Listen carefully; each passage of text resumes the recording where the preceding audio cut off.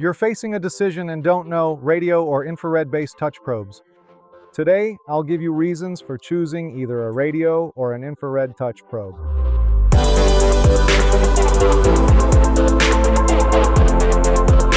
Measurement Minutes is now back with another episode, and as I have mentioned earlier, it is all about the infrared versus radio touch probes.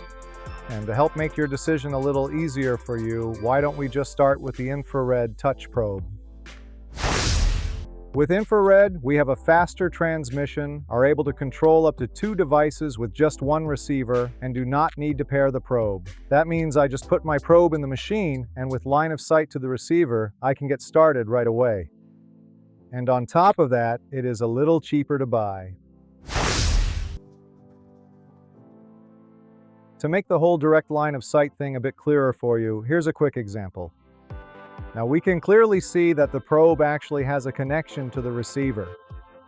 If I take the probe now and just hold it right here, the laser in this case would act as an obstacle directly between the receiver and the probe. And yet, as we can very clearly see here, we still have a connection.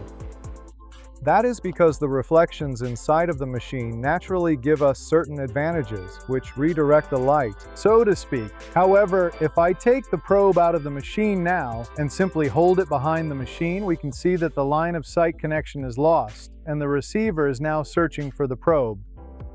If I bring the probe back into the field of view, the probe turns back on. Now let's move to the radio touch probe. With this probe, we have a significantly longer range. We can operate up to 6 touch probes with a single receiver. In addition, we can operate other special solutions from our portfolio with that same receiver. However, all of these devices will have to be paired up or trained up with the receiver itself. Anyone who has already had the opportunity to watch our previous video on how to pair a touch probe will definitely know that it is absolutely not rocket science. An additional advantage of the radio system is that we do not actually need a direct line of sight to the receiver, and I will show you that with a little example. We can see right here that the probe is switched on and the receiver has contact. If I now do the exact same thing as before and take the probe behind the machine, we can see that we still have a connection to the touch probe. Now I've shown you the advantages of each of the different probing systems, comparing the infrared and radio touch probes. Now it's up to you to choose the right system for your process, and until then, always stay process safe.